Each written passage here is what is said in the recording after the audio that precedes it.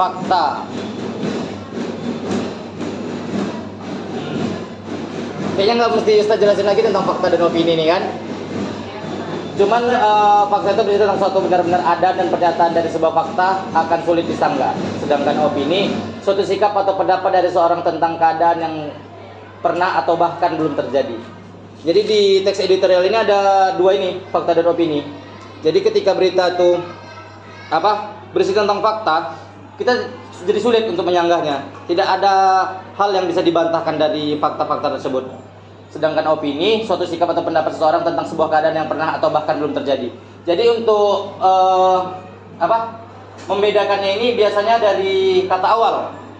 Untuk opini ini biasanya di kata awalnya mengenakan kata mungkin, menurut, kayak gitu. Jadi itu dapat nampak perbedaan dari situ, dari cara mudah untuk membedakannya dari fakta dan opini. Opini sama dengan apa? Fiksinya. Hampir sama.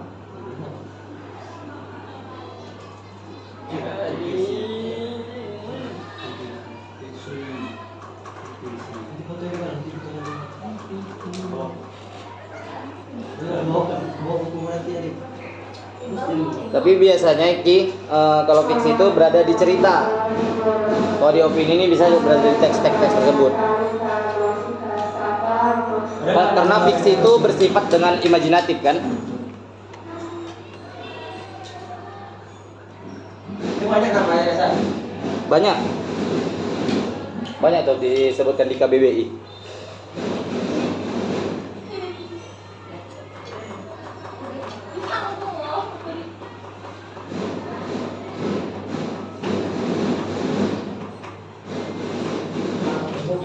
Sudah?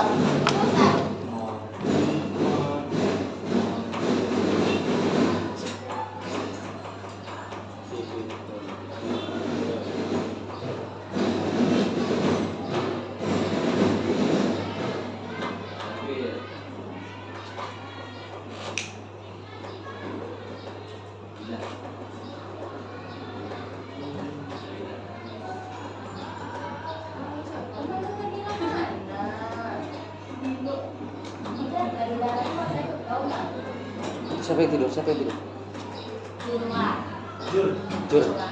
Jura. Biasa saya faktor favorit. Nggak apa-apa. Udah? Oke, boleh.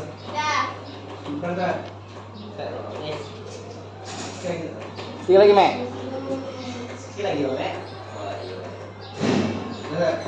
Udah, Mek.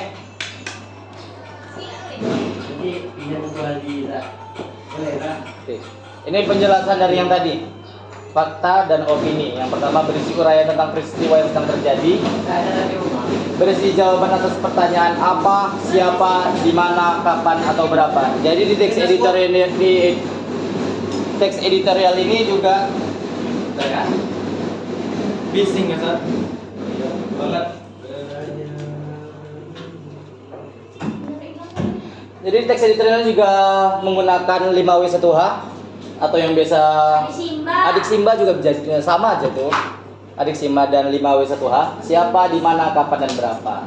Kalau di opini yang pertama berisi tanggapan terhadap peristiwa yang sedang terjadi. Yang keduanya itu berisi jawaban atas pertanyaan mengapa, bagaimana, lalu apa. Kalau di fakta, yang ketiga bersifat objektif dan dilengkapi data berupa keterangan atau angka yang menggambarkan peristiwa. Kalau di opini yang ketiga bersifat subjektif, dilengkapi uraian tentang pendapat, saran, atau ramalan tentang sebab dan akibat terjadinya peristiwa. Ada yang tahu bersifat subjektif? Subjektif. Biasanya sering terjadi tuh ketika kita berbicara dengan kawan-kawan lainnya. Ada salah satu itu yang dituju. Belum tepat. Yang lain?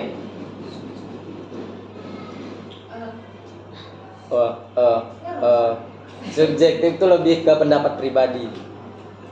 Menurut saya, kayak gitu tuh biasanya kata-katanya dimulai. Menurut saya, kayak gitu.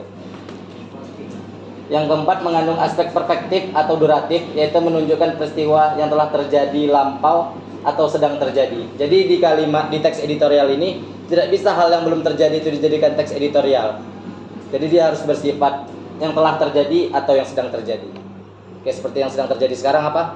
Tadi yang dibilang sama Zura, danau di Arengka. Itu kan sedang terjadi tuh. Di Kuala ada danau ya? Ada ya. Di mana gitu? Apa Ustaz? Dekat Info Swalayan Ustaz. Dekat D5. Banyak titik banjir ya? Info Swalayan Ustaz. Ada juga. Biasanya paling banyak titik danau tuh di Jalan Merpati. Banyak ya, Za? Kota. Di Jalan Merpati depan, di Jalan Bangau. Biasanya Ustaz dekat. Bangau sampai sekarang tuh masih ada danau tuh. Iya Ustaz. Di Bangau. Kubang. Kubang. Kubang sih ada nggak? Ustaz tahu di Kubang ada atau enggak? Pernah jarang ke Kubang? Kubang tanahnya tinggi Ustaz. Kecuali Ustaz Kubang yang sana mau ke Merpoyan Ustaz itu rata-rata Oh Ustaz. iya. Banyak debu tuh ya? Yang banyak debu, iya. Banyak debu ya? Ustaz jarang ke sana soalnya. Yang banyak debu. Yang banyak debu ya, arah Kubang kan? Siapa yang tinggal di Kubang? Maaf. Yang mau ke Merpoyan. Ustaz tinggal di Kuala. Itu sarang. Kuala nggak ada. Di Kuala Ustaz nggak ada danau. Nah, di tempat Ustaz nggak ada danau di tempat Ustaz. Waduh Ustaz di mana ya? Ustaz makanya dari Taman Karya tapi. Saya juga waduh. Oh, Taman Karya. Ya, Ustaz masih ada di Taman Karya. Ya. Taman Karya penghabisan aspal. Ya. Ada gang sebelah kiri namanya Masa Karya. Situ Ustaz tinggal. Masa Karya berapa? Segini. Simpang 4 tuh, ya kan? Simpang 3 lah. Simpang 4 lah kalau dari Sukakarya belok kanan. Ah ya, benar. Kalau dari apa? Aldi dari paling tahu. dari Kuala ya. Belok kiri SD nah. Iya. emang tahu nih Bang. Kalau ke kiri ke Karya Masa namanya kan? 024. Iya. Karya bersama. Karya bersama beda lagi. Karya bersama sebelum ada karya bersama. Yang belok kanan juga. Iya, cuma sebelum gangnya dia pas di danau-danaunya itu. Danau-danau dekat ST. Depan apa tadi Maret Mamat. Iya, benar. Sekarang bahas tempat indah. Biar lawan tim Iya. Biar ramai ke lama ke. Udah? Bisa tembus ya ke Kuala biasa. Tembus. Tembus Bahkan menurut Ustadz lebih cepat dari Taman Karya daripada dari Kuala. Soalnya dari Kuala tuh jauh, macet, danau, Iya, danau tadi. Jadi Jalannya ada yang Danaunya itu besar kali. Itu Maret tuh yang besar lah.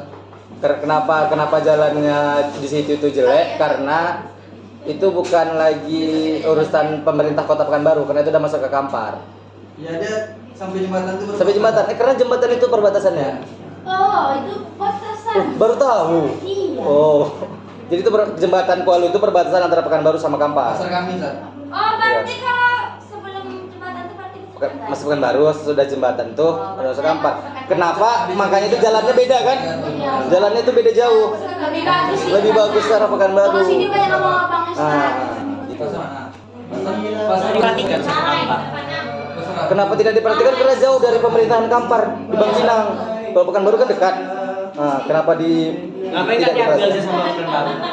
Nggak bisa. Sebetulnya itu udah perjanjian lama sih. Terus kalau diambil ke misalkan apa? Jelas menjaga jarak survei. Surveinya hanya di tempat-tempat yang terjangkau. Udah. Ustaz, konsumsi gula itu apa? Ustaz? Sabar, itu contohnya.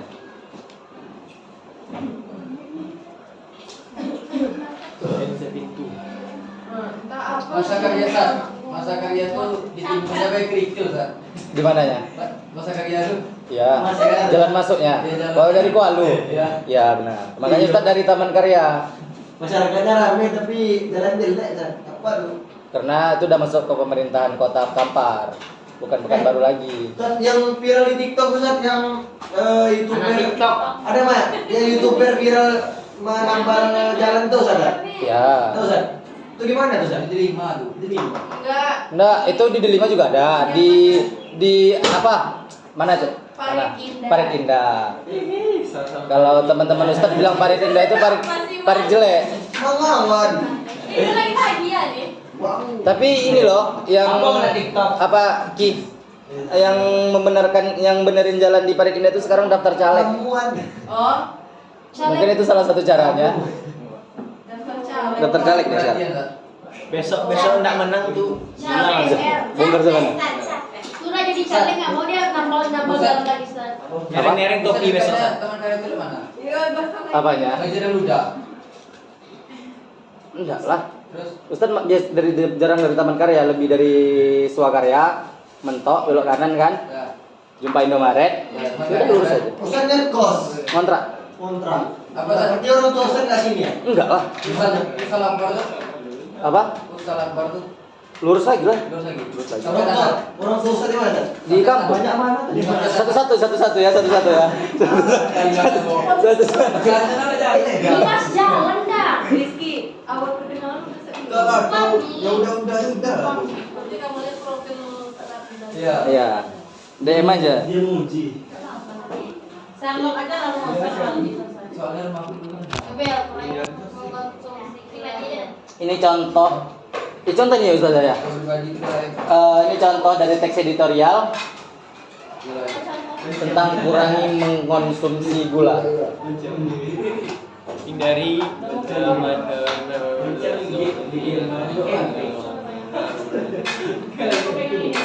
Pusing saya bacanya Ustaz.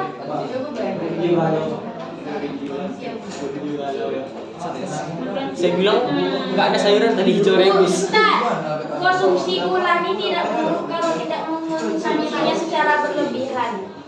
Memang suatu berlebihan itu pasti buruk. Minum air putih 1 galon itu berlebihan kan? Buruk kan? Gembul baru satu. Pokoknya apapun yang berlebihan itu pasti buruk.